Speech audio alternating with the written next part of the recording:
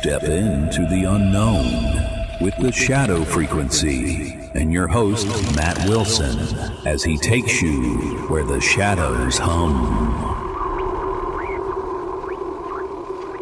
Good evening, listeners, and welcome to the shadow frequency where the strange and unseen hum just beyond your senses. I'm Juniper, your guide through the shadows, and tonight I'm creeping over to the dusty old file cabinet in the studio. As we open it up here, let's see. Episode 173. Oh, this one's heavy, practically vibrating with secrets. It's labeled Tesla's Death Ray, and I swear the folder's glowing faintly. Or maybe that's just a flickering studio lights again. Either way, this one's got that deliciously creepy vibe, government cover-ups, and mad genius, and a weapon that could have rewritten history. Matt, you ready to dive into this electrifying mystery? Oh, Juniper, you know I'm buzzing to get into this one. Tesla's Death Ray is like something ripped straight from a haunted sci-fi novel. I can already feel the static in the air. Well, don't get zapped before we start, Matt. Listeners, buckle up for a wild ride into the paranormal currents of Nikola Tesla's lost invention. Take it away, Matt.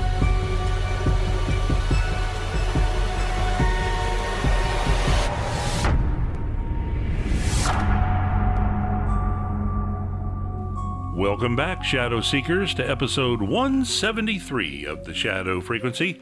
Tonight, we're plunging into the murky, electrified waters of Nikola Tesla's so-called Death Ray, a weapon so powerful, so otherworldly, that its very existence feels like it belongs in the realm of the paranormal. Picture this, the 1930s, New York City. A gaunt, reclusive genius shuffles through the halls of the Hotel New Yorker, his mind a storm of ideas that seem to come from somewhere beyond our world. Nikola Tesla, the man who tamed lightning and gave us alternating current, claimed he'd cracked the code to a weapon that could end wars or destroy civilizations. He called it Teleforce, but the press dubbed it the Death Ray, and its legend has haunted the edges of history ever since. Tesla described this device as a particle beam weapon, capable of firing a concentrated stream of microscopic particles at 270,000 miles per hour. He boasted it could shoot down airplanes 250 miles away, melt steel, or vaporize entire armies with a single blast. He said it drew power from the ionosphere, that invisible sea of energy surrounding the Earth, tapped by a massive Tesla coil. This wasn't just technology. It was almost sorcery, a machine that seemed to channel forces from another dimension. Tesla claimed he'd been working on it since the early 1900s, and by the 1930s, he was pitching it to governments, promising it could make any nation impregnable. But here's where the shadows deepen. Tesla never produced a working prototype. Or did he? When Tesla died in January 1943, alone in his hotel room, the official story is that his papers were seized by the U.S. government's official of alien property. But whispers persist that something far stranger happened. His nephew, Sava Kasanovich, arrived at the Hotel New Yorker to find Tesla's body gone and his room already ransacked. A black notebook, hundreds of pages long, was missing, along with plans for the Death Ray. Some say the government didn't just take his papers, they spirited them away to secret facilities, hidden bunkers where Tesla's work was tested in the dead of night. Imagine it, shadowy government agents cloaked in secrecy, firing beams of unearthly energy in remote deserts, the air crackling with a power that felt wrong, like it wasn't meant for this world. There are stories, unverified but chilling, that the U.S. military launched a classified operation called Project Nick to reverse engineer Tesla's Death Ray. In the 1940s, with World War II raging, the Allies were desperate for an edge. If Tesla's claims were true, this weapon could have turned the tide. But the deeper they dug, the stranger things got. Some accounts suggest the test caused inexplicable phenomena. Lights in the sky, electro disturbances, even reports of time itself bending in those secret facilities. Was Tesla tapping into something beyond science? Something that blurred the line between technology and the paranormal? His own words fuel the mystery. He spoke of new laws of physics no one has ever dreamed about. What did he mean? Was he communing with forces we still don't understand? And then there's the Tunguska event. In 1908, a massive explosion flattened 2,000 square kilometers of Siberian wilderness. No crater, no debris, just devastation. Some believe Tesla tested his death ray from his Wardenclyffe Tower, accidentally unleashing that cataclysmic blast across the globe. The timing fits, the power fits, and the eerie lack of evidence, that fits too. Could Tesla's invention have been so dangerous that the government buried it? Not just to protect the world, but to hide what they'd already unleashed?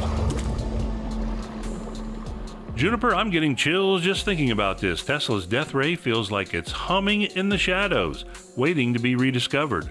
What do you make of all this? Man, I'm half expecting a bolt of energy to shoot through the studio right now. Yeah. That Tunguska angle, it's like Tesla was playing with cosmic forces. I need a moment to ground myself before we keep going. Fair enough, Juniper. Let's hand it over to you for a quick break.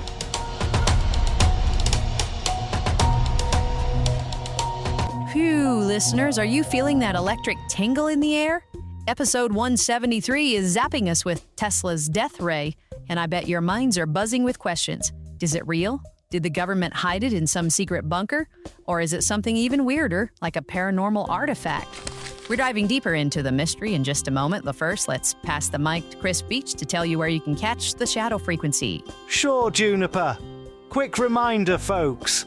Make sure to like and subscribe if you haven't already. Follow the Shadow Frequency on YouTube, TikTok, Facebook, and any podcast app you use. Our home base is shadowfrequencypodcast.com. You can stream every episode there, read our new Shadow blog posts, grab some paranormal merch, and even drop us a voicemail. Let us know where you're listening from, and we just might play it on an upcoming show. And if you're enjoying what we do and want to help out, consider buying us a coffee. We truly appreciate the support. Back over to Juniper. Thanks, Chris. Now it's time for the mailbag, where we creak up the old message materializer to beam in your thoughts. Let's flip the switches here. Dials are spun. Dooley-doo, dooley-dooley-doo. All right, here comes today's listener message. Let's just get her open here. All right. This one's a gem. We got a message from Monica in Albuquerque, New Mexico. She writes, I just wanted to say how much I love the Shadow Frequency. I've been listening for a few months now, and it's become my daily ritual on my commute into work and on the drive home. It's the perfect mix of eerie storytelling, bizarre mysteries, and just a right amount of wit. Juniper, I adore your asides. Aw. There's something about the way you both dig into these strange and obscure topics that makes me feel like I'm sitting in the studio with you, flipping through dusty folders and trying to piece together the impossible. It's spooky in the best way. Thank you for making the weird and wonderful part of my everyday routine here in Albuquerque. Keep the frequency strange. I'll be tuning in. Warmly, Monica D. Monica, you're making me blush over here. I love that you're riding the spooky waves with us on your commute. It's like we're all huddled around the campfire, swapping tales of the unknown. Keep those vibes strange, and thanks for tuning in.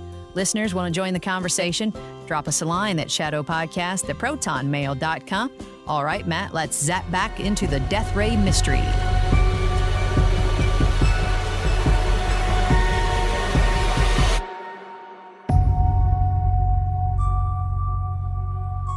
Welcome back, Shadow Seekers, to the second half of the Shadow Frequency, episode 173. We're still chasing the ghostly trail of Nikola Tesla's death ray, a weapon that feels like it's woven from equal parts genius and nightmare. We left off with the government's shadowy grab of Tesla's papers in 1943, possibly tested in secret facilities, and whispers of paranormal disturbances tied to his work.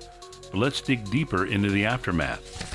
After Tesla's death, his nephew sent many of his papers to a museum in Belgrade, then part of the communist Yugoslavia. This sparked panic in the U.S. during the Cold War. If Tesla's death ray was real, had it fallen into Soviet hands? The U.S. military, still haunted by Tesla's reputation, poured resources into Project Nick, a top-secret operation to build their own version. But the results? Classified. Vanished into the ether, like so many of Tesla's secrets. Some say the experiments went beyond science. There are unconfirmed reports of former military personnel, whistleblowers who spoke in hushed tones, of strange phenomena during these tests. Equipment malfunctioning without explanation, shadows moving in ways that defied physics. One account even claims a test in a Nevada facility caused a rift, a momentary flicker where the air itself seemed to hum with voices from nowhere. Was Tesla's death ray more than a weapon? Did it tap into forces that linger in the shadow frequency? Forces we're not meant to wield? And then there's the black notebook, the one missing when Tesla's nephew arrived. Some believed it contained the final key to the death ray, a blueprint so dangerous it was hidden or destroyed. Others whisper it wasn't the government at all. Rumors swirl of Nazi spies, part of Operation Paperclip, stealing Tesla's plans before they were smuggled back to the U.S. The notebook could be locked away in a vault, or worse, in the hands of someone or something still experimenting in the shadows. Now let's address the other side. Skeptics argue the death ray was never real. Tesla himself admitted he couldn't build a working prototype, saying he was at a loss to see how to carry it out. The lack of physical evidence, they claim, suggests it was just a desperate pitch from a broke, aging inventor trying to reclaim his fame. But even skeptics can't explain the missing notebook or why the government was so quick to seize his papers. If it was all a fantasy, why the secrecy? Why the fear? The truth about Tesla's death ray remains elusive, humming just out of reach in the shadow frequency. Was it a weapon, a dream, or something far stranger? One thing certain, the mystery still crackles with unearthly energy, waiting for someone to flip the switch. Juniper, I'm not sure I'll sleep tonight after that. This story's got me looking over my shoulder for rogue energy beams. What's your take? Man, I'm half convinced Tesla's ghost is still tinkering with that death ray somewhere. Right. It's like the ultimate paranormal puzzle. Let's wrap this up before we accidentally summon a lightning bolt. Good call, Juniper. Take us home. Well, listeners, that's a wrap on episode 173 of The Shadow Frequency. We dove deep into the electrifying mystery of Nikola Tesla's death ray, a weapon, or maybe something more, that still haunts the edges of history. From secret government facilities to missing notebooks and whispers of paranormal forces, this one's got us all buzzing. Keep your dials tuned to the strange, and don't forget to send us your thoughts at shadowpodcast@protonmail.com. Matt, any last words before we fade into the static? Stay spooky, Shadow Seekers! You heard him. Until next time, keep listening for the hum of the unknown. This is Juniper signing off from the Shadow Frequency. Good night, and watch out for stray energy beams. This episode was produced with a commitment to exploring the unexplained while grounding our discussion in documented discoveries. All interpretations are speculative and intended for entertainment purposes.